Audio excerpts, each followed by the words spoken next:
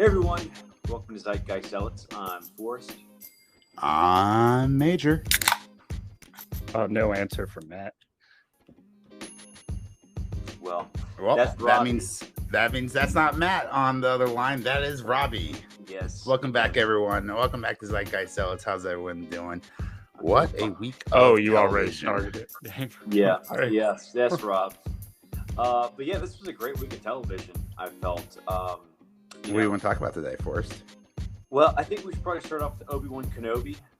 Do y'all feel that was the weakest of the 3 shows we watched this week? Sadly, for sure. Mm-hmm. Although, I don't know, maybe the competition is just stiff. Like, Miss Marvel is just knocking it out of the park for me. Yeah, that's definitely a surprise, a sleeper hit, I would say. I think that, Obi-Wan was better this week than the previous week, I'd say. I mean, how can you not? Yeah. It was just cooler stuff. There was just stuff happening, and it was cool. And I can't wait to get into it. One of definitely like the most frustrating, like this. I think this is the epitome of Star Wars. This single episode had everything that Star Wars embodies. From stupidity, like spending 10 minutes trying to open up a blaster door where you can just cut it with a lightsaber like it was fucking butter. Yeah. To, we'll get into this later, Star Wars doing my favorite Star Wars thing, right? Which is force pulling a ship. I almost lost my damn mind. That was pretty cool. I love when Star Wars does that. And then, right? Then the second ship took off. And he's like, too tired. And then Star Wars does another Star Wars thing, does one of my least favorite Star Wars things, and that's what I call a shipperoo. It's like a switcheroo, but with ships, and you think they're in one ship, but they're actually another ship. And then you have questions like, I'm sorry, did like Vader just get tired or lazy? Like he was able to force pull the one ship, but then he sees the second ship, and he's like, no, I'll let that one go. That's fine. I don't need to force pull that one. Out of range, yeah. It has to be within like 30 feet. The other ship was in 31 feet away, so couldn't do it. So some kind of D&D rules. Oh, sorry, just outside of your attack range. I'm sorry about the intro. I went and called Matt. No worries at all. He's still doing rugby. Oh, really? Okay. Well, lame. Yeah, he probably could have mentioned that. Shouldn't he be talking about Disney today? Yeah, why isn't he talking about Disney shows with us? Why is he out doing a rugby meeting? Anyway, whatever, Matt. Thanks for listening. I think this was a good use of flashbacks. Like if this was applied to Boba Fett, right? The Book of Boba Fett flashbacks were stupid and pointless and just terrible. Not good. They were enjoyable, like the content stuff, but just the use of flashback is terrible. But this is how you use a flashback. You use that flashback, that second story, to relate a lesson that's going to be used in the main story, right? And Anakin just hasn't learned anything. True, and I also think Anakin was way too old to, way too old to play a Padawan. I hated that. I did not enjoy looking at his face. I don't know what they did to it, but nothing. Apparently, they didn't even use like the CGI like they used on. Well, then he has not aged well at all. They should have. They should have put some. They should put some makeup on him, babyface him. And then trying to make him I would say he's aged horribly. I would just say he does not look like he did in Attack of the Clones anymore, which is apparently the timeline they were going for. So. That was a mistake on their part, but what was the lesson? I mean, basically that Vader can't help but not win. And also, I love that line. He's like, Anakin, you've always been blinded by your desire to win. And it's like, yeah, it's called lightsaber dueling. You want to lose? That means you die. If I had a lightsaber, to Count Dooku, yeah. Right? This is a very important thing. Winning is kind of everything when it's a life or death situation. Yeah. So, but I think like the relatedness is that like Vader's too aggressive and he thinks he won, and then Obi-Wan outplays him. He outplays him by like telling Reva, "Okay, you do it. You fight." Dude, Obi-Wan, what a catty little bitch. Anyway, I love it. We'll get into it. Let's go ahead and just dive into the episode. So we start with the flashback of the duel. Yeah, correct me if I'm wrong.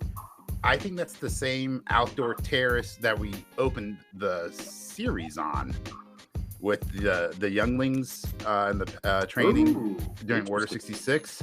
But it's just an outdoor circular open room, so it literally could have been anything. But they probably right, it's probably very symmetric looking. Yeah. And then Reva gets a promotion. Good job, Reva. Yeah. However, she fucked up big time. She accepted this promotion. She didn't ask for a raise. They didn't discuss payment or stock options.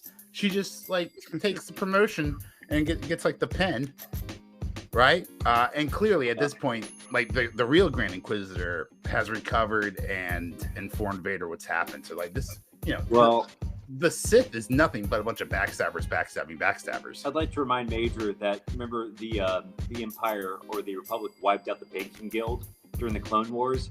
So I'm pretty sure there's no stock market right now in the Empire, if I had to guess. The Banking Guild. Probably not. So they kind of killed them off. Maybe no stock options. Part of Palpatine's major plan to take control of the galaxy. But I think that, the Reva promotion was it wasn't really a promotion, was it really? The Grand Inquisitor wasn't dead, as we found out in the episode. It was a trap. It's a trap.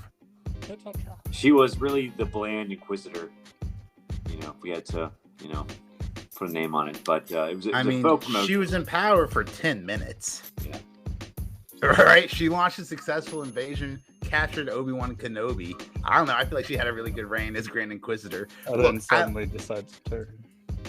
These are my notes for later. No. We're going to get into it later. Hold on. I've got a problem with this. We'll talk about it. But yeah, so Reva gets the promotion. Vader launches the invasion. And Obi-Wan gives the worst inspirational speech of all time. Right?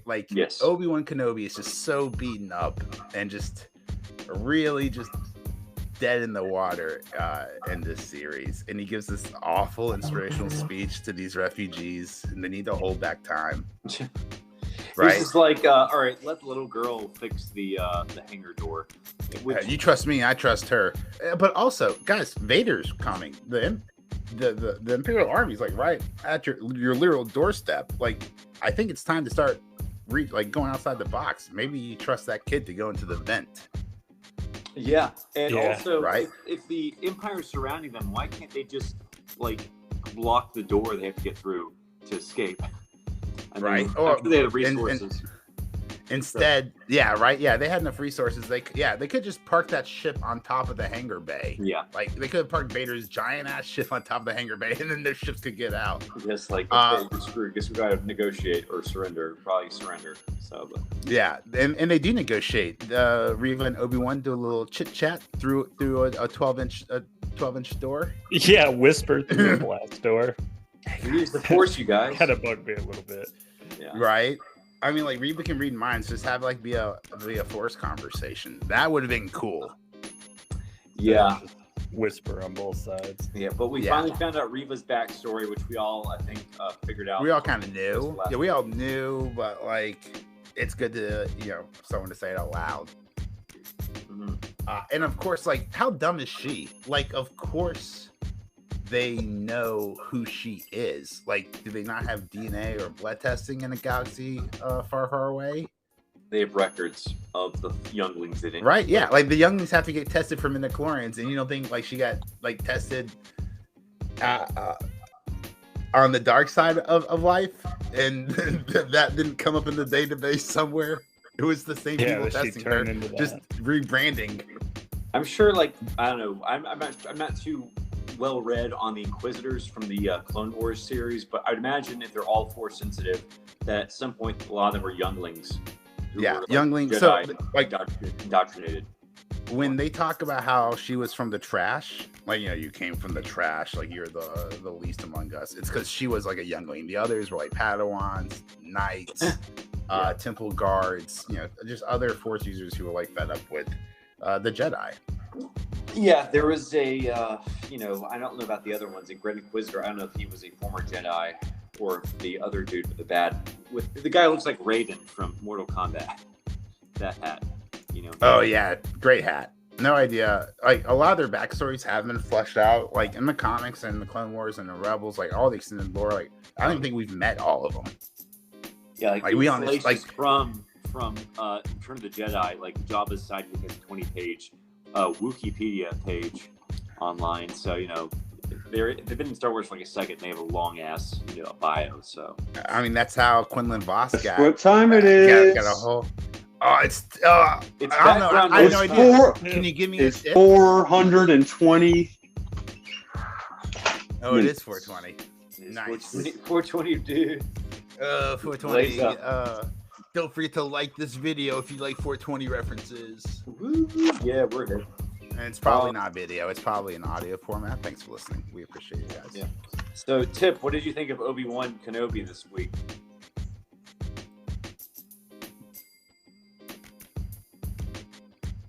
What a piercing announcement. That were pretty good.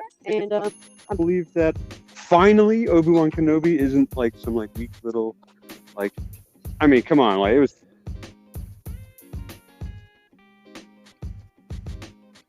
He was pretty great. Kind of like a cool.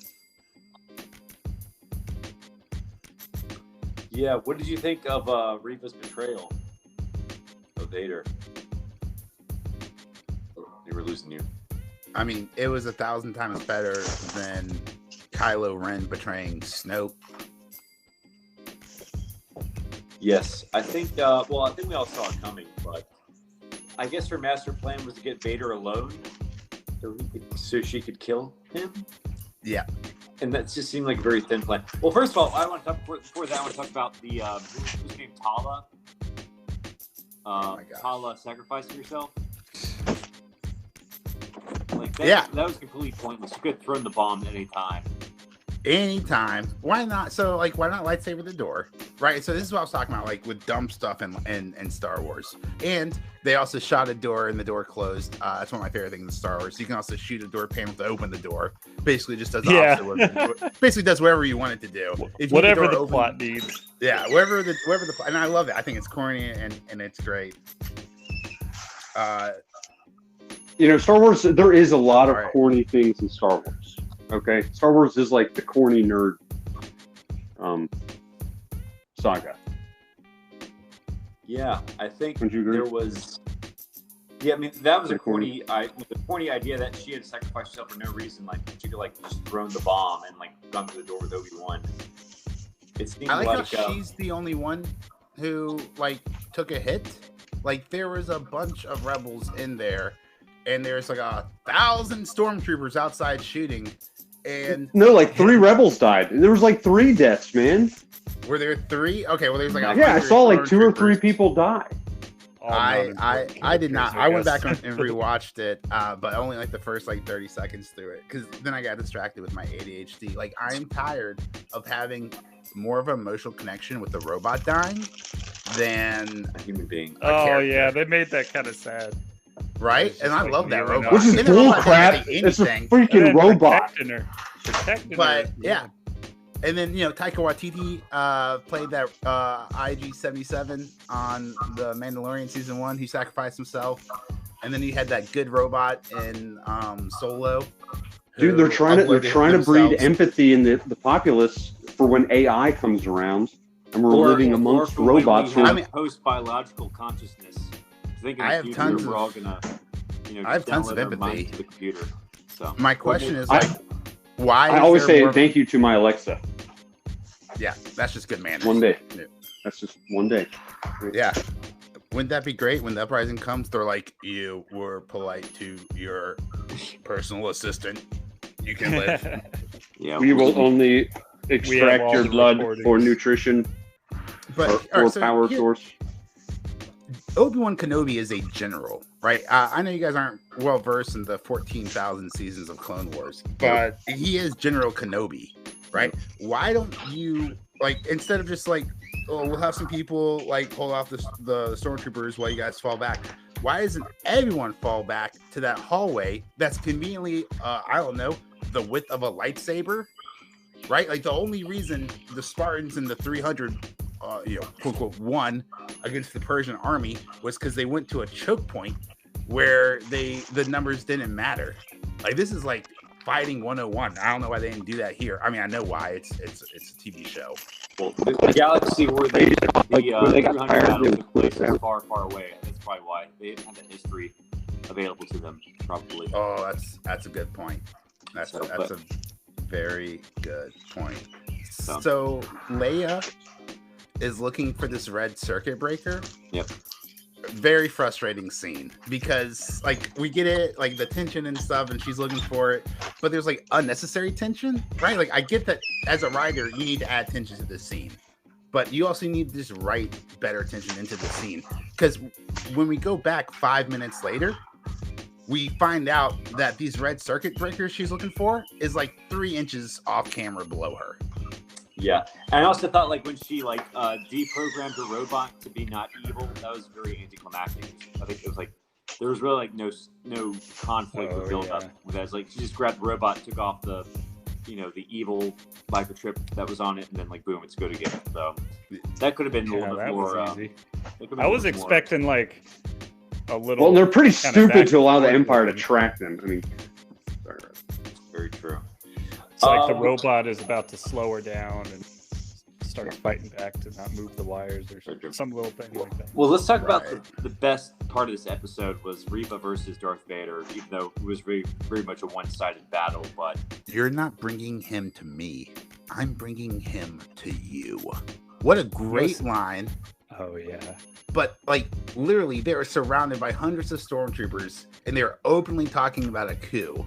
I haven't seen this kind of blatant, like, attempt at an insurrection since January 6th. Yeah, right? Not like, very well organized. No, if you guys are going to talk about, like, betraying Vader, maybe don't do it 10 feet away from a stormtrooper. Like, that's so silly. But anyway, definitely the best part of the Obi-Wan series. Yeah, but I thought... My favorite part was when Darth Vader snagged the ship and was like... Yes, because that's like some intense power, dude. That's some crazy force power. Star Wars. It's like, but then the other ship would. Yeah, other ship's like, he's like, it's fine. They pull the old ship-a-roo, and then Reva and Vader fight, and just like I love the amount of disrespect Vader gives, like this Grand Inquisitor, right, Sister 3. Because he doesn't like pull out his lightsaber. Like I'm not worried about this. Like he's like sidestepping. He's using the Force. She brought her lightsaber. She brought an extra one, a spare one, and then he's like, it was just so good. Just playing with it was amazing. And he took both of them and he gave her another one. Well, he gave. I love how he has one and he throws it away to the side and steals hers and then grabs the other one back. It just looks so cool. And this is one of my favorite things. So this is like speculation, but I think it's speculative, like probably more by coincidence because I don't feel like Disney's doing anything for like the diehard Star Wars fans out there. Yeah. But so I've been talking about on the podcast before how much Darth Vader hates the Inquisitors, right? They're like a rival gang almost who's working for the same crime overlord. But like, you see how Vader easily stole his lightsaber?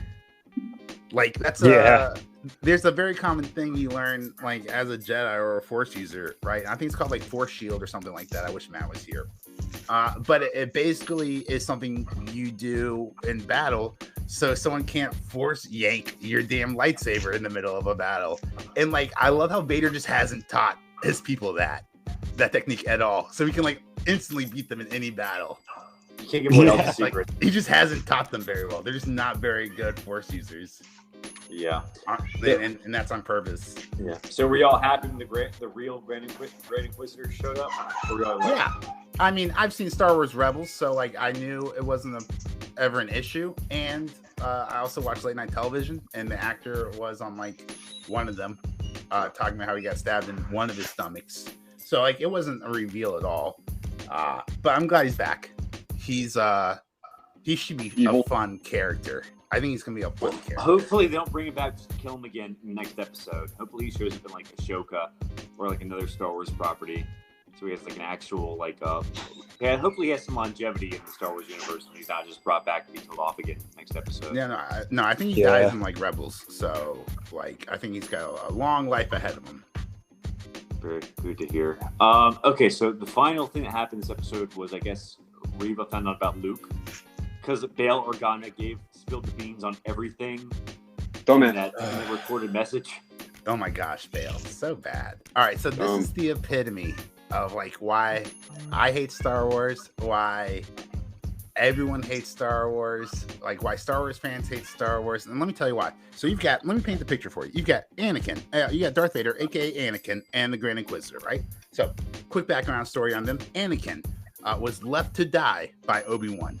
The Grand Inquisitor was left to die by Reva, and then the Grand Inquisitor and Vader leave Reva to die. Yes, like yes, it doesn't make any sense. Like if I'm only alive because some dumbass didn't finish me when I had the chance, you better best believe I'm fucking finishing everyone else off on screen. Yeah, but they did. After it left her to die. Are you serious? Yeah, I was like, you were left to die. What do you think she's gonna try to do? Yeah, you came back for revenge, and she is very spiteful. That is a very revenge-driven woman right there. Yeah, maybe she'll like send another application into the Grand Inquisitors or the Inquisitors, and they'll rehire her just because they think she's not a threat, so they can rehire her or something. I don't know. That's not gonna happen. But I'm just saying that we'll rehire you, but for lower salary. Also, Vader already stabbed her once in the stomach when she was a youngling and she lived. So maybe try a different blow. Maybe try a different move. Like chop in half. That one always works, right? Just chop someone in half. I mean, Darth Maul still lived, so maybe not. He meant down the middle, though. He meant down the middle. Oh, down the middle. Oh, yeah. Oh, that always works. Yes.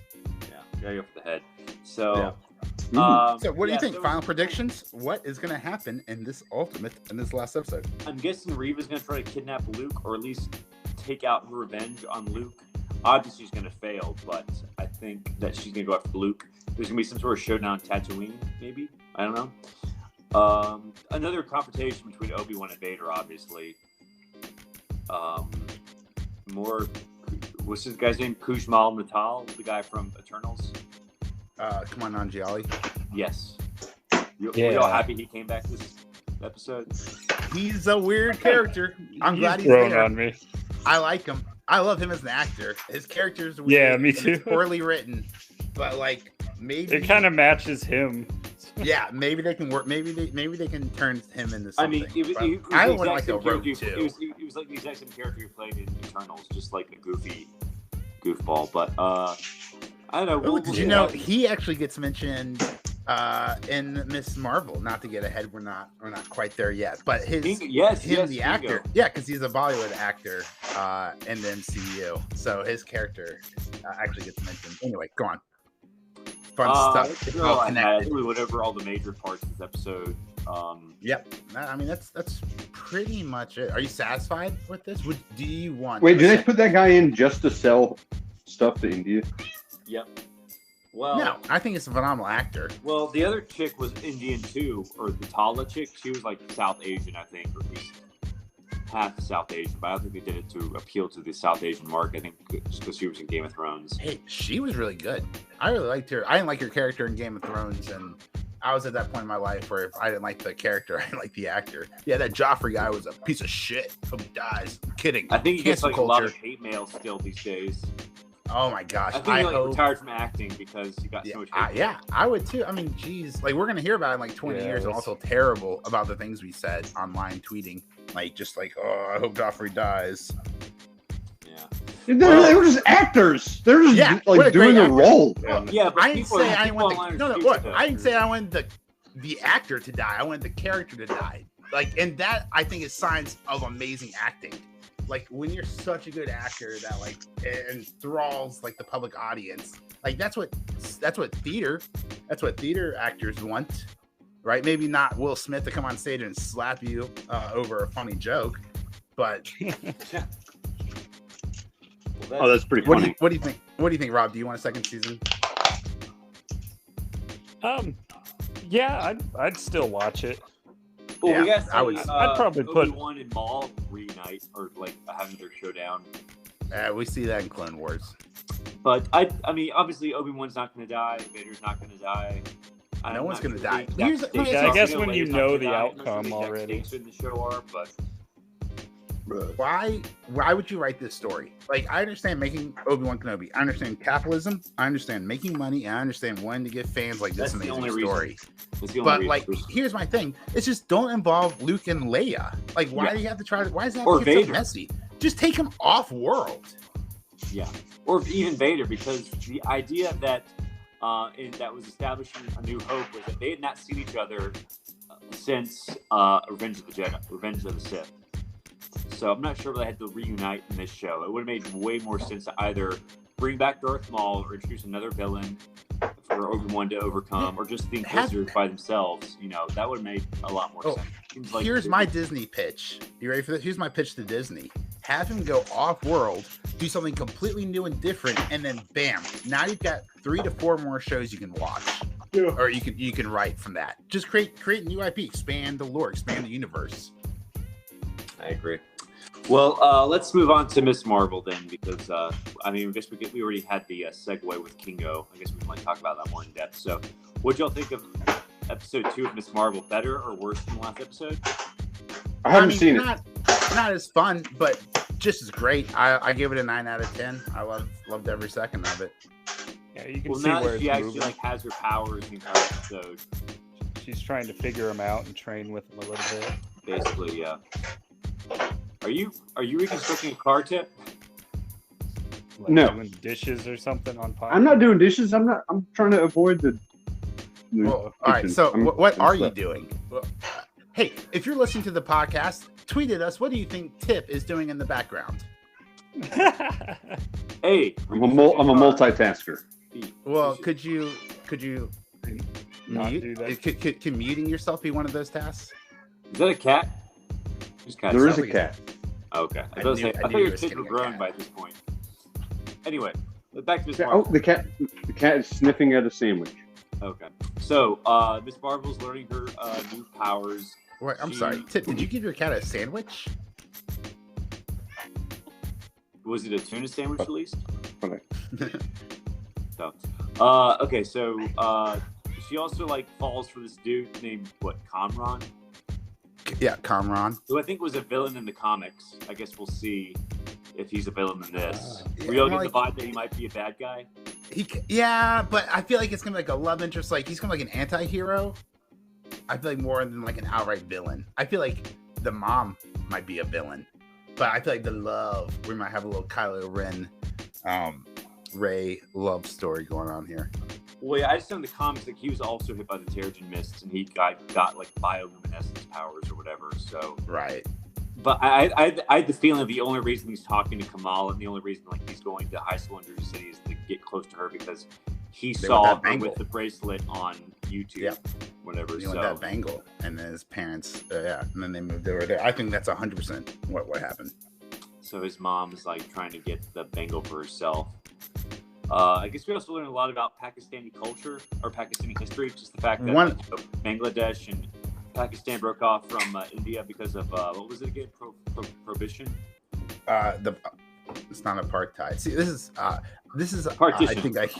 Partition. That's it. Huge problem, right? Like I got it. Right, I paid a couple $1,000s for my world history classes, and I had never heard about this. I am thoroughly enjoying. Like my white ass is thoroughly enjoying learning about Pakistani culture. I mean, I on knew this like TV show. Pakistan It's so used to be, interesting. like, one country, but I didn't really I just knew I knew Gandhi helped establish independence from Britain and stuff. And I knew Pakistan broke off from India. I didn't really know. I didn't know if Bangladesh was also a similar situation, but I know that Pakistan and India hate each other and they've been in war for a long time. But I think they basically blamed everything on the British. It's probably 100% what happened. Like the British royally fucked up human history. They were they controlled 1/3 of the earth at one point. I mean, they got an entire continent addicted to opium for fucking tea. Not even coffee, mate. Just tea. Must have been some good tea. So we learned about I guess her great grandmother was the former Miss Marvel, or the former. That's what it sounds like. It sounds like she was a superhero, or maybe. So what do you think is going on? did she murder someone? Was that like a superhero accident gone wrong, or is she a super villain? What do you guys think? I think it's being like a prequel series where she's like killing British guys with her bracelet. Just I would watch the fuck out of that show. Yeah. So just like and another Indian girl in the 20s just killing British people. So yeah, that was interesting to learn. We met. Well, we already established Kamran. Bruno was very jealous that Kamran. Oh, I love how jealous Bruno was getting. And now he's gonna go to Cal. I was like, oh, Kamran seems pretty evil. Maybe her and Bruno will end up together after all, but I doubt they will. Yeah. Well, I thought it was funny that he was more interested in Kamala than the other Muslim chick, who I thought was like way prettier. But what's the chick, Nikita? Or Nakia? What do you think's going on? We have an interesting subplot going on with shoes being stolen. Oh yes, the most interesting subplot that will obviously. That's definitely going to pay off here in the future. We don't know how, but stay tuned because the Zeitgeist Zealot boys will get to the bottom of this one episode at a time. Yes, the true villain of the season, the shoe thief of the mosque. Were y'all? I guess they try to like have some commentary on the fact that there's a lot of separation of sexes in the mosque. Do you think that was like meant to be a critique, or was that just meant to like? No, I think that was just meant to be an explanation for white people. Kind of pointed out what the. But yeah, I didn't know. I didn't know that either. I didn't know they were partitioned, and I definitely didn't know. I thought how they wrote in the explanation, like Kamala, let me remind you, it's for modesty. I was like, yes, I appreciate that because I had no idea why you guys were doing that. Yes. Yeah. Well, I don't know. I don't think women can run for public office in a mosque. I don't know if that's. It sounds like it's changing. Changes here. So they're going for like a very. What do you think of all the different gangs within the mosque? Like the Illuminatis were the fucking best. I thoroughly enjoyed not just the wordplay, but the idea that there's this cabal of aunties who there's a bunch of frat boys in the mosque.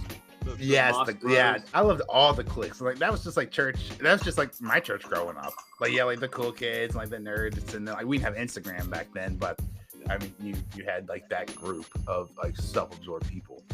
Yeah. So I guess right. So wait, I guess the was like the reverts or the converts were those white people who were Muslims? Yeah, those were I don't think they necessarily had to be white, but they were non-Muslims who converted over, and just the rest of them were white. Interesting. Well, I guess those do exist. Yeah. For that. So I definitely am learning a lot about Muslim culture via this show. You ever heard of Muhammad Ali? Yeah, he didn't want to go fight Vietnamese, so he was a conscientious objector or whatever. That sounds like that Islam. Fraser guy. Fraser? Like from the sitcom? No, I'm trying to remember what Muhammad Ali's real name is. Brendan Fraser? No, it was Cassius Clay, right? Cassius Clay. Fuck, yeah. Fraser is a different fighter. Okay, I was just. Oh, okay. Different snaps he's firing over here, but yeah, Cassius Clay. Fraser's another sitcom character who's in Cheers and his own spinoff, but. I'm sorry. Did you not hear me describe myself as? Maybe he was my. Did you not hear me describe my ass as white? I am aware who Fraser is, and I'm actually kind of offended that you're describing Fraser to me. I've never seen an episode of Fraser. I don't think I've seen one all the way through. What? Oh, it's so good. Tossed out. Fraser is phenomenal. Eggs. Yeah. What? It's classic 90s, bro. Oh, it's so good. We got to talk about the elephant in the room. Not really elephant room. I thought the only thing I thought was Hogan's episode, the rescue scene with the stupid kid taking a picture. Right. Yeah, taking a selfie, leaning out the window. It was like, we know what's gonna happen. Just can we just get like someone like I don't know, just trying to rob the fair? Like that'd been a lot easier than just having like a stupid kid take a selfie. Just take a selfie, yeah, right. Out the window. I like how everyone's just like, let's just stand here, see what happens, and not do anything. Yeah. My obvious thought was just to create a hard light platform right under the kid. Yeah. Like, why do you need to walk over and grab him? Just create a hard light platform so he can like walk down. Suspense? I don't know, but yeah, there's definitely suspense. What's the range on it? I wonder. Like, where is this man's parents? Yeah, no one tried to go up to the tower to or like maybe like grab a rope and like head up there so they can like throw him a rope to grab onto. right? And like this was a long scene. It took her forever. Where were the police? Someone should have called, and I'll tell you right now, it's because it was a non-white neighborhood. No, I'm just kidding. It's because it's a terrible writing. But no, like where were the police? Like the police should have shown up by then. The FBI is surveying them. You mean? Oh yeah, with the they weren't in there yet. Guys, is the DODC, the Department of Damage Control, are they the bad guys? Apparently, because apparently, I mean, they seem pretty evil. Yeah.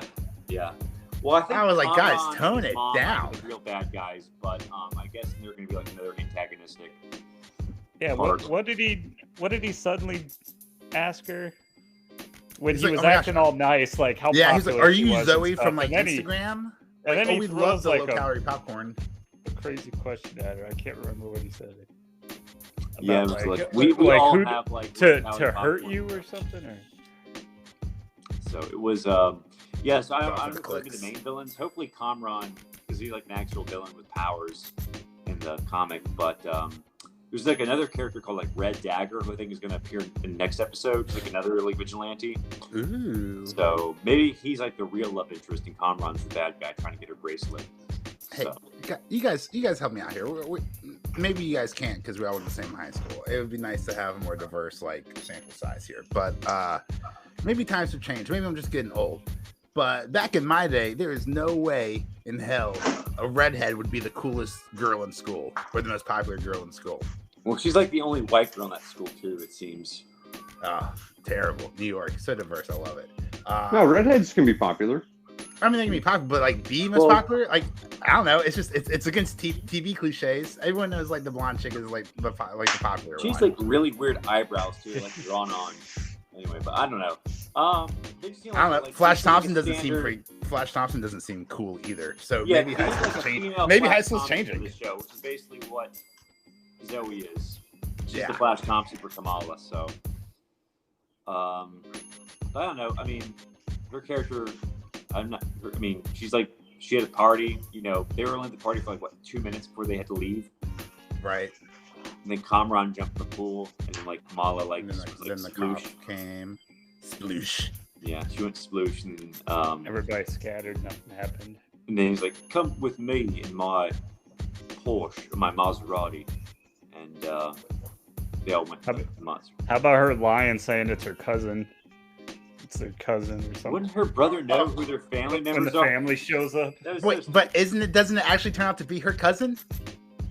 That would be like they kind of like dating in Iceland. You could meet a girl, and she turns out to be your cousin because Iceland's such a small country. Like they literally have dating app in Iceland where to make sure you don't date a relative because apparently it's becoming a problem over there.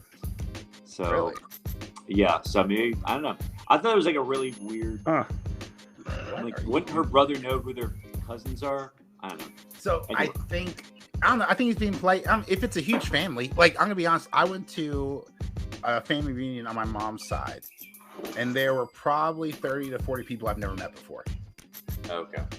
Yeah. Well, I mean, granted, they're from the north. It's a huge family. What percentage of them would you date, Major? Well, hopefully you didn't. 0%. I'm not Rudy Giuliani, but I would say 5%. No, I think one girl did like flirt with me. I'm like, chill. I'm your cousin. Wait, did Rudy Giuliani? You'll know. Wait, Tip, you'll know about this? No, what happened? Rudy Giuliani married his first cousin. Second cousin. Or his second cousin. He married his cousin. Wow, it's creepy. He was a very powerful and successful person. I mean, he was America's mayor. He got us all through 9/11, and then he just threw it all away. He could have just retired. He could just retired gracefully. Could have died and then be remembered as an American hero. But nope, he's gonna die, hopefully in jail, rotting in his fucking cell. Without discussion. So, yeah. So I guess the denouement or the climax of this episode was Kamala saving the stupid kid. And she saved him for a second, and she strikes a pose. Then her hard light construct dissolves, and he falls to his death. But then she stops him to where she just has he breaks his leg or something like that. So they fall in the car together. No, she wasn't with them, but like she's like, she wasn't. Saved them. But she tried to catch. Then boom, he falls to barely catched him with a bunch of random platforms. So apparently it does go at a distance. Safety on the ground. How about that? Or practice more. Yeah. The scene where like the Department of Damage Control was chasing her and she gets picked by Kamran was very reminiscent of Mask of the Phantasm, where like Batman's able to run from the police. Right. Excellent. Andrea Beaumont comes to pick him up and his mask is off because he take his cowl off to fool the police. That Batman was what a fantastic reference. That's a great reference. That's very Mask of the Phantasm to me. It was. It's always weird that the love interest always knows exactly where to drive to pick up the hero right before they're arrested. I'm imagining it's because they're stalking them. That's what's going on, right? Like they're stalking their love interest and they see that shit's about to go down, so they break their cover and drive up in a sexy car and say, hop in, and then get away. Yeah, well, it's too convenient. I guess you could like put like a tracer on her when they went on the date or something like that. It's like you rub your back. She's not Reva. She's not meeting you. Turns the camera and winks. Puts a tracer on her back. So. Tracer on her droid. Yeah. Well, that was. I wish I had superpowers. That'd be cool. What superpower would you like? That's an excellent segue into the boys, where I can guarantee you that you do not want superpowers. Yeah, that is nice, Major. What would be your superpower of choice? Ooh, yeah. My superpower of choice would be listening. Yeah, it would be the ability to stretch unlimited, so I could pick all the weeds in the garden from one location. Mr. Fantastic, like Plastic Man, or originally Kamala's powers. Originally Kamala's powers. Comics. I think that's one of the coolest because you can like turn yourself into a parachute if you're falling, kind of like Mrs. Incredible. Or why would you ever be falling? If your legs can be infinitely long, why would you ever be falling? Oh, very true. You could. Thank you. Yeah. You would have to drop your legs down there. But if you're dropping your legs while you're falling, the NBA. I could play for a Major League basketball. Is that fulfilling? I don't think that's fulfilling. I think that's too easy. Like that's like you going around like playing video games on like easy mode. Like it's too easy. It's not fun for you. If you can just cheat like that, like I don't think it'd be a rewarding aspect of your life. What I would do with that superpower is I'd go back in time and become a switchboard operator for like a New York telephone company. The only switchboard operator. Prevent 9/11 too. Oh yes. Only go back to like September 12th, 2001. What would you change? I think then? If I went back to September, what was that? No, I wouldn't kill anyone. What? Not okay. Maybe just convince Trump that Kenobi should run for president. No, what I would do is you could. I think take an electric razor and just right down the middle of his hair from a long distance away. Not. I could like do it around the corner. And then yeah. Wonderful. What about Putin though? Putin, I would definitely. I would try and enter his inner circle, and then when I was alone with him one time, I would envelop him like kind of like an empanada. This sounds familiar. I'm pretty sure Reva just tried to do this with Vader. It'd be a Putin empanada. Okay. Because I would have the ability to stretch around him like that. Oh. You should. Are we still talking about superpower? Poutine out of him. Yeah, Rob. What would your superpower be from the boys? I would probably have to go with flight. That would just be so cool. Yeah, I would have to go with Homelander suite. Hey, it would save you a lot of gas money going. Would freeze you to death. I don't know. Yeah, with the national gas price over $5 for the first time ever. Yeah, I would definitely say the power of flight would be to be able to good just investment fly right now. I don't know. Have they had a character who's like able to make? I would think you would figure out some other stuff to make some money off your powers or something. Has there been a character who can like make multiple versions of themselves, like multiple man? That'd be my power of choice. Just go out and like stay at work, stay at home, and like the other version of me can go to work. I wonder how far Huey can back teleport. together. How far do you think Huey can teleport? Or what the I wonder limits are? if it's like Five. a line He of can't sight. teleport with clothes on. If it's like what was that movie Nope. Jumper, when you could basically teleport anywhere in the world? That was fun. That would With be clothes pretty. on, I though. Looper. Or one of the, I liked one of those. Jumper or Looper. I liked one of those. One of them was Also either had- time that was a traveling, and great one of them was Obi-Wan to teleporting, boys. I Segue. Wait, Looper is Talking time about travel. Jumper. Looper is phenomenal. Jumper was okay. Looper's with Joseph Gordon-Levitt, right? Yeah, and Bruce Willis. Yeah, It's a Rian Looper's Johnson movie. How fantastic. dare you, Mage? Bring him I up. love him. I love that movie. I was talking about I've seen Jumper. You love Jumper or you love Looper? Looper. I love Looper. Okay. By Rian Johnson. No, it's not. Yes, it is. Get the fuck out of here. Yeah. It's like No! My whole identity is now in question. it's like Luke when he finds out Vader's his dad. No, No! it's not possible. Yeah, Jumper was the teleport one. Yeah, that was from 2008. Holy shit. So It was like Ryan a Johnson year can make after a good Revenge of the movie. Sith, right? So what happened to Ryan Johnson? I don't know. He decided to make bad movies after that one. Hey, you know his trilogy, his Star Wars trilogy is like indefinitely on hold. Yeah, I mean they want to do Taika Waititi's Star Wars thing, which I'm Yeah. like, okay. Yes, give me. All right, I'll tell you right now. I want a Taika Waititi's trilogy. Also, Star Wars said they're not going to do trilogies anymore, which I think is a brilliant idea. However, there's like the threes format really works, so they're definitely not going to stray away from the trilogy format. But I do like the idea, like that they can make another movie and it doesn't have to be part one of three. Yeah, I think Solo was trying to go that route. Luckily, Rogue One wasn't. It was like they're all dead. They're not. Well, you know, this is supposed to be a movie, but Solo tanked so bad they scrapped like the Obi-Wan movie. Like, so like what we're watching, this is like a 6-part movie. Well, they scrapped the Boba Fett movie because the guy who was supposed to direct it, I think Josh Trank, like he had his meltdown while making Fantastic Four. So Fox just like parted ways and they decided to make Mandalorian instead. But the original plan was to make a Boba Fett solo movie.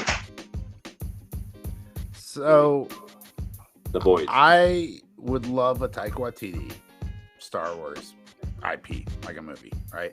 I also think it would be really badass if you gave like Zack Snyder a trilogy, just like oh my gosh, like a Sith trilogy, A beautiful Whether it's like Sith trilogy. whether it's like Darth Vader and like on Mustafar, we call it Mustafarian Adventures, you know, something stupid like that, or it's just like, you know, like Darth Bane or the Sith Lord Bane, whatever his title is. There's like a lot of great dark things that they could do in Star Wars, and I think like Zack Snyder, where they might be, just like, one of the see a best bunch of people to do it. children getting slaughtered. Oh like my gosh, The Sith him moniker orders. is like, "Hey, children, let's kill them all." Give You know him they should Order do? 66, just like a movie called Order 66, and it's just 2.5 hours Yeah, of slow motion Zack Snyder like just filming little children dying and like just Jedi's dying for 2.5 hours in slow motion. You know what they should That's what do? I want. They should fire Patty Jenkins, the guy who directed Top Gun Maverick, to direct the Rogue Squadron movie. That basically is like Top Gun in Star Wars, right? So I'm on the fence about that because Patty Jenkins is 1-1 right now, right? Not 1-for-1, 1-1. She's got 1 win, 1 loss. So I can't But she make had my way mind. more creative control with Wonder Woman 1984 than she did with the first one. Apparently, she said she had like, no creative control with the first Wonder Woman, so that was probably in its favor. Whoops. Yeah. Whoops. That sucks. Yeah, because Wonder Woman is 1,000 times better than Wonder Woman. Except for the third act. Third act, it's kind of like the Wolverine, the second Wolverine movie where he goes to Japan. The first 2 acts of the movie are great. Yeah, The the third act Ares is like- reveal is awful. Yeah, it's way too much CGI. Just like it's like a completely different movie.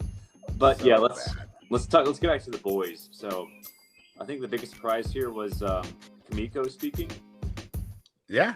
Joel Scream. I guess a lot happened this episode. but Was it her like daydream of it goes I into think that? she actually musical? spoke. I think she spoke right before she right I think after she the tried daydream. to that little like Yeah, she made a noise. Kinda. We'll say that. I Yeah, can compromise. We'll she say made she a noise. But But she didn't I start love singing, the though. dance the dance sequence was great. It was awesome though. I like little the Judy Garland little, number. like, upbeat thing. Yeah, so I like the vibe too. I guess there wasn't a soup who's able to make musicals happen out of thin air, like the Music Meister and the DC you universe. You could tell she was just done being. Oh my gosh, super. Can that be my superpower? I'm gonna change my answer. I'm gonna Be give able an answer. to My be able to superpower, make people Oh, sing no, and he's dance. spontaneous, a spontaneous outbreak into musicals, song and yeah. dance, into musical numbers. Yes. That's like basically the Music Meister is in DC universe. He's able to make musicals happen without. Wait, what?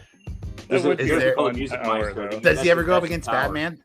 Is Batman ever in a musical? Because I need to see this, and I need to see it in canon now. It was in Batman the Brave and the Bold, I think. I would feel like anybody that's a would have TV lot of show, fun with right? that power. Yeah, it's a cartoon. But I think there was Isn't it also an episode of Buffy where there's a demon who can do the exact same thing, make people break out in song and dance. You can just watch that Community episode when Abed has a mental breakdown, and it's all in claymation. Oh, okay, yeah. Make everyone a claymation musical. But yeah, I guess what else happened this episode? Butcher and Maeve hooked up. Does that surprise anyone? I think when I saw them drinking together, I was like, okay, they're gonna hook up. It surprised me in the fact that, like, going into this episode, like, if you asked me before I watched it, if you're like, would Butcher and Maeve ever hook up? I would say no. So yeah, but I mean, like, it didn't surprise me, but like, it surprised me. Does that make sense? Sure. Surprised she didn't because he wasn't on Temp V when they were. I'm surprised she didn't rip his dick off. That's what I'm surprised about. Yeah, I was like, he might like break something, but that didn't happen. I was like, wait. Anyway, but it really just kind of shows like he's sort of like becoming more like a soup. He's becoming what he hates to take out these guys. The Butcher. Oh, I want to give a huge shout out to Screen Crush and Ryan Airy and their breakdown of this episode. They mention this point, and then they do some nice editing where it goes to episode 3 of Star Wars with Obi-Wan and Anakin on Mustafar. Yeah. And he was like, you were the chosen one. You were supposed to lead the soups, not destroy them. Or you're supposed to destroy the soups, not lead join them. Not join them. That's it. Thank you. And I was like, I fucking loved it. I was like, oh, that's great. And like, yeah, it's absolutely right. Like Huey, and I love it, dude. The writing's so good on this show. Well, and also showing like the addictive properties of this temporary V. Like they knew what they were doing, making it addictive, right?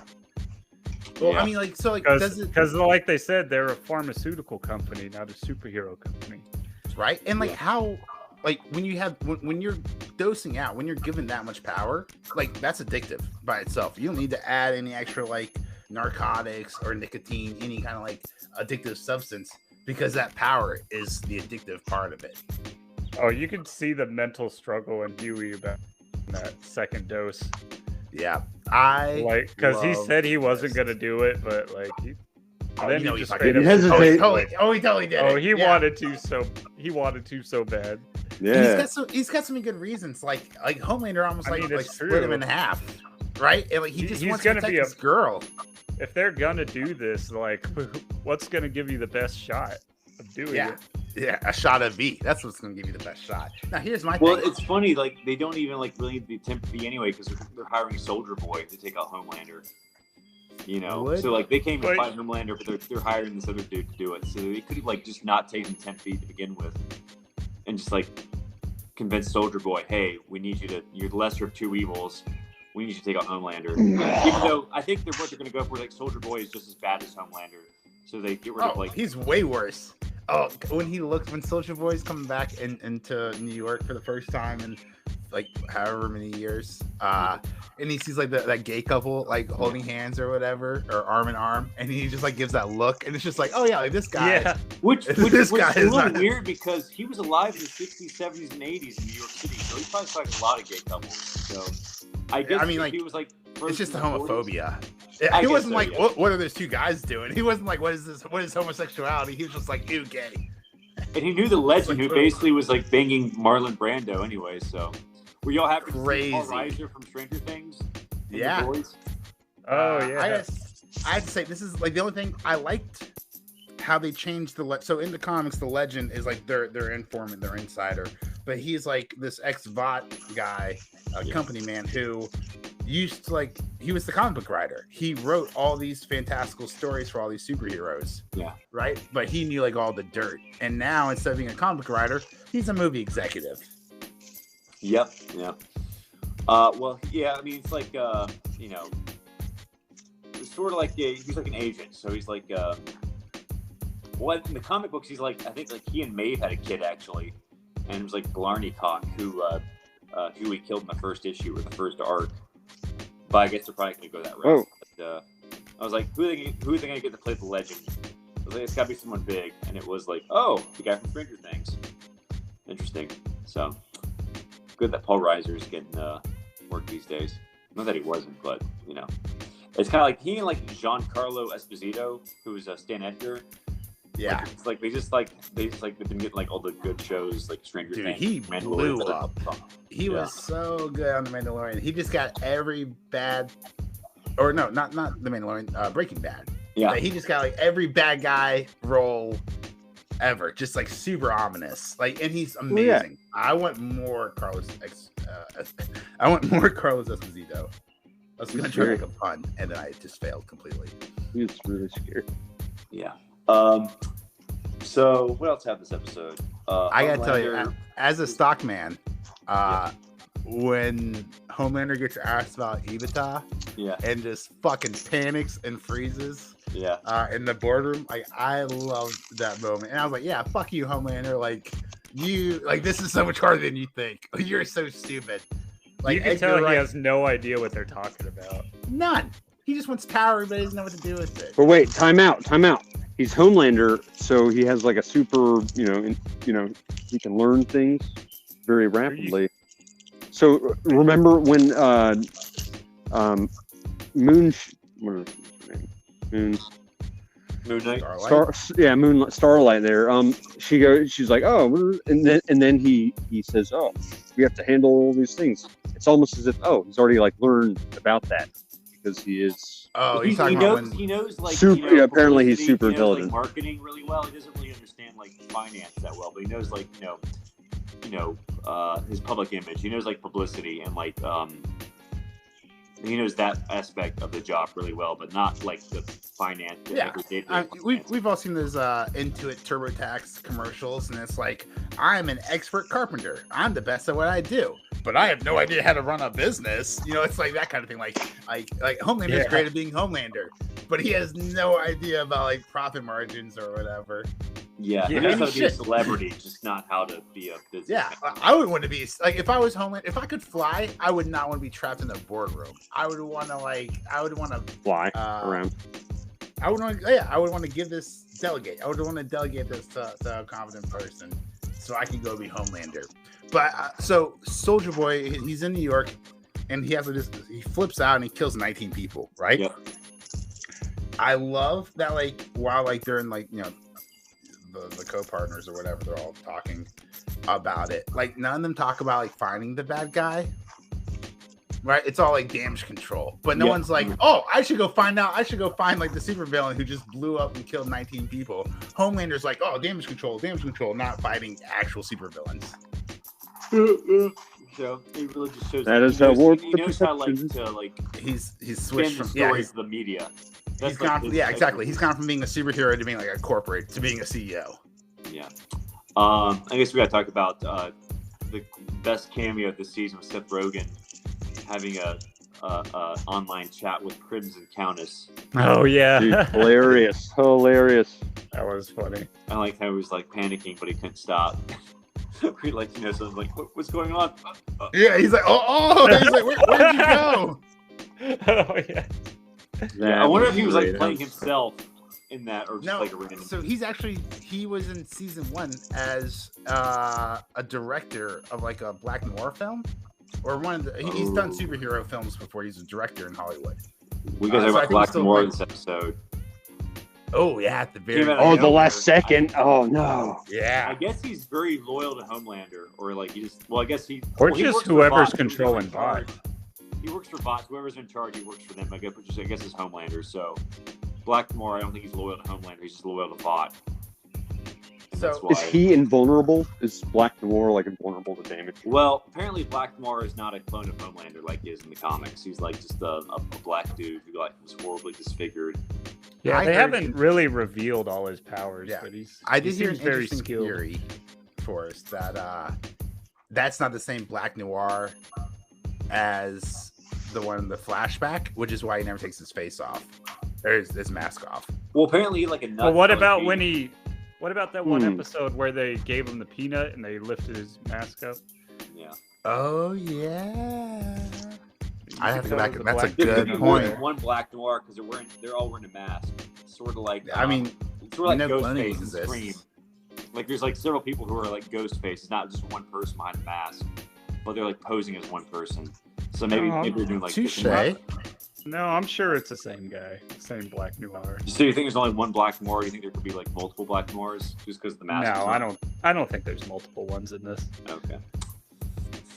Well, you know what, Rob, I think you're right. Wasn't Black Noir at that scene where Soldier Boy was captured? Black Noir was there. Yes.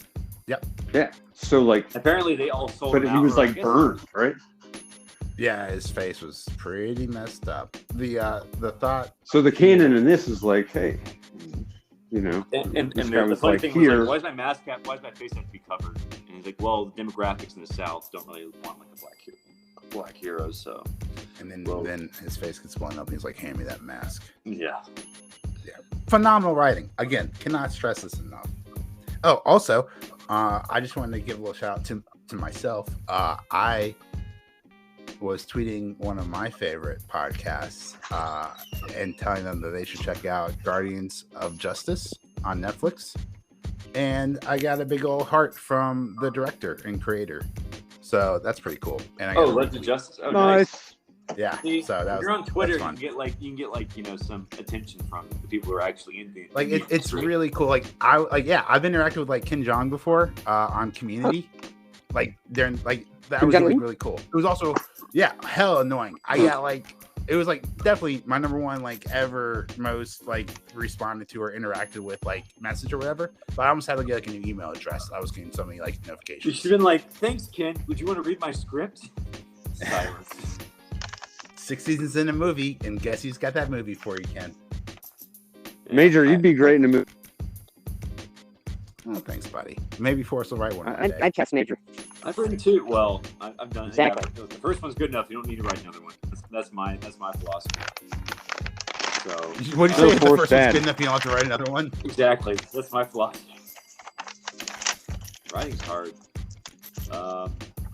But yeah, so I mean, it looks hard. Look at Obi-Wan. It looks impossible if you were just watching. I think we all Obi-Wan. could have written a better. I think we all could have written a better Obi-Wan series than what we've seen. I'm sure several people could. Well, it would have been like a team of writers, right? But here's my thing: you need How like many a team writers of do they have? writers. You have the internet. You have Star Wars, and there's probably, without exaggerating, I'm just making up this number, but it's probably lowballing it, to be honest.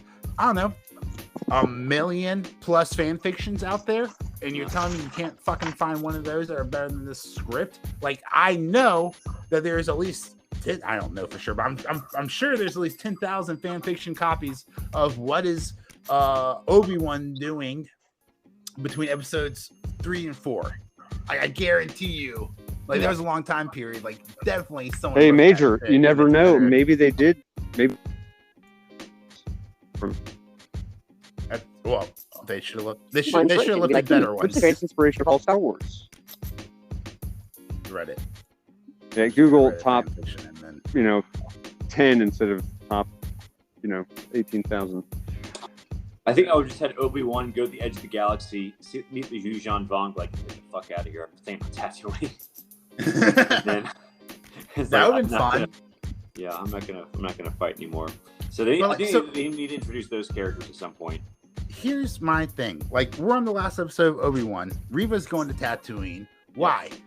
We know Luke. Owen lives. We know Leia lives. We know Luke lives. We know Obi-Wan. Well, she's lives. like, well, I can't kill Anakin. I'll just kill his son. Maybe that's her. Right, but here's logic. but my thing is, as someone outside of the universe, as someone who's consuming this content, I know he lives. So write a different story. Yeah, so throwing threats at him isn't that threatening when it's not a threat because Obi-Wan gonna die from Vader? No, because we've seen episode 4. It's kind of write a different story. It's kind of like how Better Call Saul. Amazing when they're able to create tension, even though we know Mike, Gus, and Tyrus and Victor are all gonna live to be in Breaking Bad.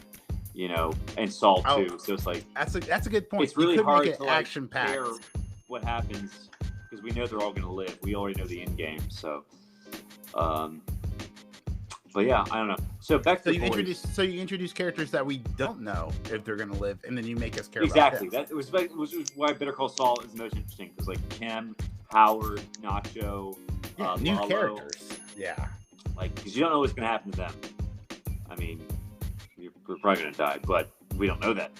So, the boys. The boys. Crimson Countess was gonna put the beads in her butt, and then Soldier Boy comes, and she said, "I know it was kind of disappointing." Oh yeah, that was disappointing. He was those were some big beats. I just want to come on. Yeah, we already saw some graphic stuff. Let's go. Yeah.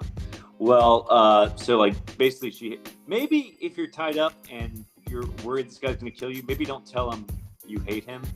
Yeah, maybe. Or I guess maybe that's just hey, look, you're gonna kill me anyway, so I just want to let you know at the very end how much I hated you. Maybe that is say the Russians hate. Paid me $20,000. I didn't know they were gonna do that to you. That's probably what I would have done. I would have been it was me or them, me or you, and so it was you. Yeah, so my question is. The Russians didn't pay them, so why did she do this? Because she hated them. But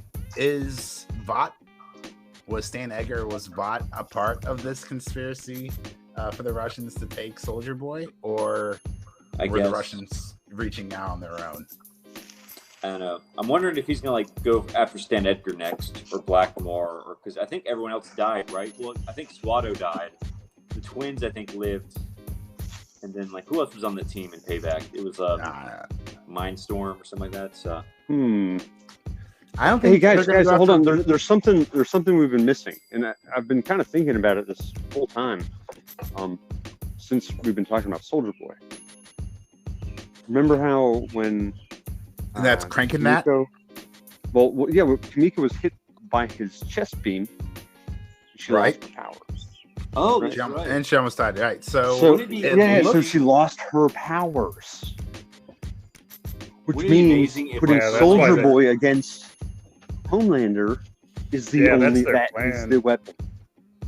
Let me ask you this though. That's what Butcher's trying to do. Though. I think she's gonna get her powers back at the end of the season. So I could see her using temporary V, and she gets her same powers back. Or maybe so this more. is great writing right here. She hates her powers. She's so happy she gets rid of them, but now she has to get her powers back to save the man she loves.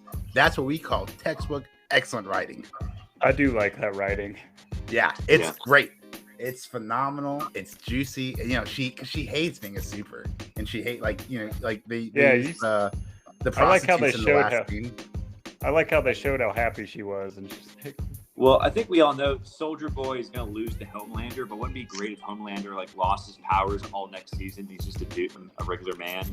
Well, so what I was going to ask is if Homelander on the run, Soldier Boy, we just have a racist Homelander, right? You're robbing Peter to pay Paul.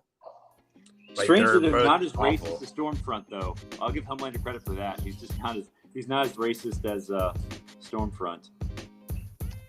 So should at least get some credit for that. But what else happened this episode? Little Nina's, I think, blackmailing Frenchie to do something kill a kid and her dad. Yeah, that was lame for her to do. Poor Frenchie. He's just trying to get out, and they keep dragging him back in. Mother's Milk. Mother's Milk was talking to the stepdad, who amazingly was able to marry his ex-wife. It's definitely so Rob and I were talking about this, just how relative the show is, because they're definitely talking about QAnon,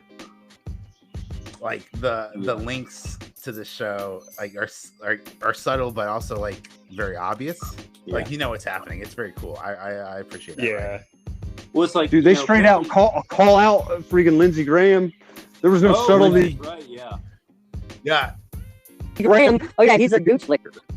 I was like, what? I rewound it and Played it again because I couldn't believe my ears. I was like, they called out a U.S. senator on the show, and it was Lindsey Graham of Isn't all of them. Frank Underwood from House of Cards based on him?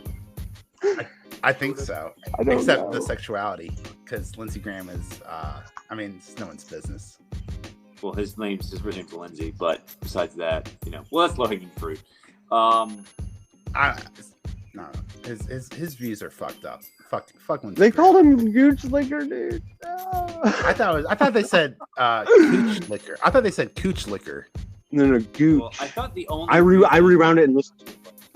I think the only I'll reason put Mother's the Milk subtitles would on. marry this dude was because he had money. Apparently, he's a teacher. And he So seems like a nice guy. she must have just literally married the first dude who gave her the time of day. I told you, it's overcorrection. She went from a guy who was murdering soups to a guy who's worshiping soups. Classic human condition. Way overcorrection. Yeah. I guess we're talking about the Blue Hawk scene where he gives the faux apology. Dear Lord, what? Yeah. What? Just a great scene. Just a terrible, He's terrible all human lives being. matter. Soup lives. All matter." lives just- Angrier and angrier. Yeah. So, I thought the actor who played him was great. He was very asshole-ish. He was like, "Am I getting Yes. canceled right now?" I thought that was such a great line. Yeah, I laughed out loud when he said that. Wait, am I getting canceled right now? See how they throw little things in there like that. Like, And then he it's literally great. puts A-Train's brother in a coma. Oh, he breaks his spine. It looks like, or something. Yeah, it's and then yeah. there's he's never gonna walk again. I was like, holy shit. Oh, my running coach is never gonna walk. Dude, yeah, they made that excellent dark. writing. They made that dark. Yeah, dude. I mean, the whole fucking show is so dark. Like, sometimes Yeah. I just because I like to go back and rewatch the shows and take notes like the podcast, but not this episode 5. But on episode 4, I was like, do I want to go back and rewatch that? I don't know if I want to see that guy walking that guy's penis again and exploding. I was True. like, I might skip this episode on the rewatch Yeah. because it's dark, it's intense. Don't get me wrong, it's perfect, it's amazing, but I don't know how many times you have to watch it. Yeah. So Blue Hawk. One is done. One is done. Thank you, the boys. So what do you Fun. think? What do you think happened to Maeve?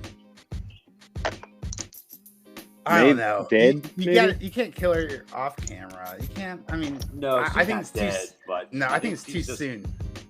He's holding her hostage somewhere. So Yeah. Homelander's just completely off the rails, insane at this point. So, 100%. yeah, only 3 episodes left. So I guess Soldier Boy and Homelander. I don't know if next episode. I think next episode is gonna be the Hero Gasm episode. Hey, it is going to be a hero gasm. That's really fun. But do you remember when TV shows used to be 20 episodes long? Yeah, it was awful. Well, I mean, not awful. I mean, Smallville, I think, was a good way of. Nice to go back and binge, and you got plenty to watch.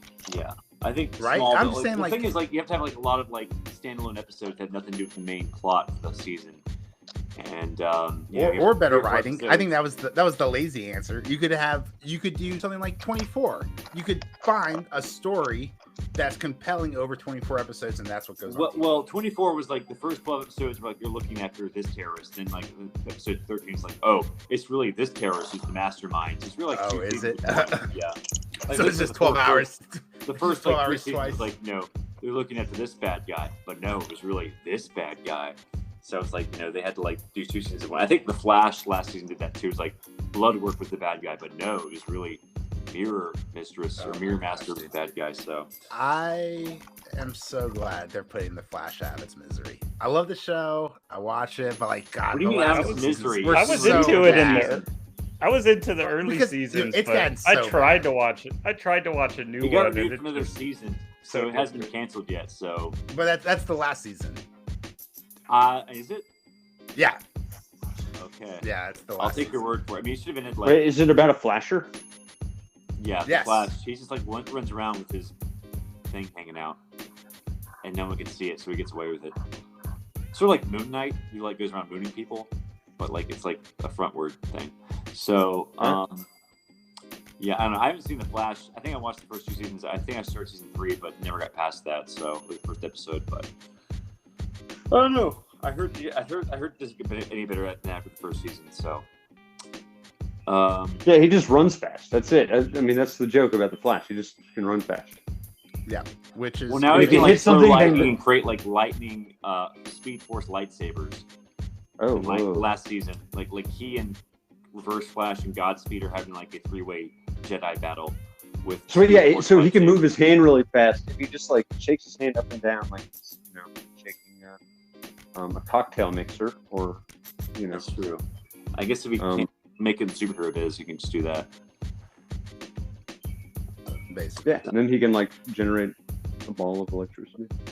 That's what he did. Like last episode, so he like literally threw a ball of electricity into their speedster. Oh yeah, he learned that power in like I think season 1, maybe season 2, but he just runs in circles and gathers up enough stats. They just sort of like ran out of it, and then throws electricity at people. The guy was really fast. So, but besides that, yeah, I think we covered everything for the boys, right? Do we miss any? Like I think like a few Starlight scenes we missed.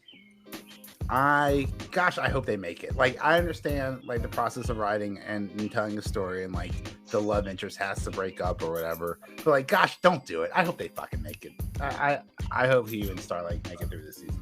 It doesn't look very good. He's great. He's joining Butcher to. The thing is, like, the whole reason, like, he is even taking V's, so he's on her level, and it's gonna wind up like them breaking up anyway. So. Also, can I just say, if I took Compound V or V24, whatever you want to call it, Timothy, and I found out like my superpower was like teleportation, I'd be so pissed off. Like Butcher is over here with like super strength, laser eyes, super strength, and bullet. He can probably fly. Like he's got like the Homelander suite basically. Maybe, and then I can just teleport naked. I can just tell. But he has super strength though, because he punched a punch. He did punch, yeah. But also, it doesn't seem to be by the vial. It's like your body knows what power it's going to be every time. Yeah. It's definitely It's not like a different supplement. It's like it unlocks like the superpower inside of you. So like that's it. You're stuck with it. I wonder what I got inside me. What if it's some like Butcher's like Homeland, like a big blob of plasma, Rob? Remember Family Guy? Meg got the ability to grow her fingernails. Oh yes, that's gonna be you, Rob. Just some terrible superpower. I have my superpower is like super farts. They can like blow down walls. Like that would be the fucking stupidest power ever. Oh man, mine would be like. But I think that's it. I think my superpower is ending a podcast. Yeah, if I could have the option, man, time travel, that'd be amazing. Would it? Go back and. Are you going back in time or are you going forward in time, Rob?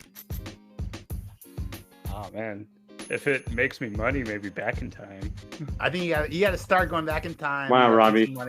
Put some money in the market. What whisper to myself? What when to buy, when to sell. Right. Like, all right, this stock you never heard of is going to come out, but it's going to be big one day. That's so cliche, though. I mean, do a whole Back to the Future thing. Is cliche bad? Cliche's not bad. Cliche's just like smart. Like cliches are cliches. The cliche came from somewhere. Like, I'm going back in time to make money, so like I'm going back in time to make things less shitty than they are now. Yeah. Well, that takes a lot of work. Rob's talking about like whispering a couple tickers. You said like the first to his younger self. So you're over like one of the first things you. Yeah, I mean, if you had the option to only do it twice or something. Yeah, you would want to do some good for the world too, but Robbie's still Robbie. If Robbie goes back in time 50 years, he's still Robbie. He's not like a president or something like Like he's not going to be able to change the world. But what he could do is give himself a couple good tickers, right? And then come back to the present, and then with his billions of dollars, impact social change then. Yeah. Or assassinate someone. Well, just but how about crypto right now? Maybe I'm sure you're rainbow logo trend. I'm sure you're looking at it. All the other companies are doing it. You're absolutely right. I actually, I've got a bunch of monitors set up. I have crypto over here on my left screen right now. Actually, we briefly dipped below 18,000 on Bitcoin, but now at the moment we're right above it. I imagine by the time this comes out that we will be below it again. Womp womp. You know, everything's taking a hit. Yeah, recession's coming in, boys. Brace yourself, 2023. It's going to be a choppy ass second half of this year. Stocks will be on sale then. Yeah, and if you're interested in learning more about that, I actually have my own stock podcast. If you guys don't mind plugging it, it's called the Roots Report from Roots Research. So you can check that out on Spotify, anywhere else you listen to your favorite podcast. We also have a YouTube channel. So if you're interested in stocks and comic books, then we should probably become best friends. Wait, Roots Research, digging deep to the center of the market. Roots Research is a comic podcast? No, this is like a comics podcast. I mean, this is like Zealots. Yeah. We should really just have like a separate podcast, just like review the comics coming out this week and, what we thought of them. It's really just like about TV shows and, I guess movies and I guess very rarely video games, but, maybe something else like comic, It's only a matter of time before like society becomes to a point where like we're either consuming content or creating content to sell for consumption. Well, we're creating content about consuming content, right? The podcast is so the listener right now is consuming content about us consuming content, which basically it's very meta. It's very meta. Someone called Deadpool. What Twitch is. It's like basically watching people consume content, but you're consuming content of someone else consuming content. You know what's crazy? That content that they're consuming. You know what's crazy? So infamously, Tip was a little bit of a computer hog back in the day. We all hang out, we go to Tip's house, and then Tip would hoard the computer and play Diablo 1, and we would just watch. Yeah. But that's what Twitch is. like Twitch is. Tip is the original Twitch streamer. Hell yeah, maybe I should do that. So Tip, they stole your idea. You gotta sue. You would just go over to Tip's house and watch him play games we don't have. Well, because I had a cool computer. I'm just glad we didn't have to pay Tip, right? I'm glad I didn't have like kind of super chats or whatever. Like $5 for a monthly subscription to watch me play. Oh yeah, what you owe me plus interest is approximately $18,924,000. Cool. Well, when crypto bounces back, maybe just be able to pay you back, Tip. Okay, thank you. Guys, yeah, I'll give you the final numbers later. I'll tell you right now, like there is no excuse. Like when crypto bounces back, I'm not saying all crypto is going to bounce back, right? Let's talk about your Bitcoin. Let's talk about your heavy hitters, your Bitcoin, your Ethereum, maybe Litecoin, but really there's two things. Like there's no way, like if Bitcoin drops down to $1,000, I don't think it will, but let's say it does. Like everyone should buy a Bitcoin.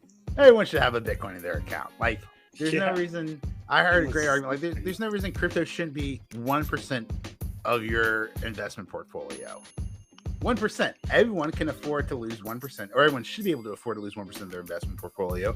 And crypto is like the only thing that has like the possibility really of going like times5 or times 10. Right? Or times 1,000. So, if crypto gets back down to 4,000, I'm going to pick up some tokens, some fractionals or an actual token. If it comes back, that'd be great. If I can turn 4,000 into 60,000, then fuck this podcast. Dude, what if Bitcoin just completely goes away? Like, what if it just goes back to like $1 or $2? Then I buy more, average down, and I pass it on to my kids. You always have the memories, though. The memories are what matters most. So, and it's the friends you made along the way.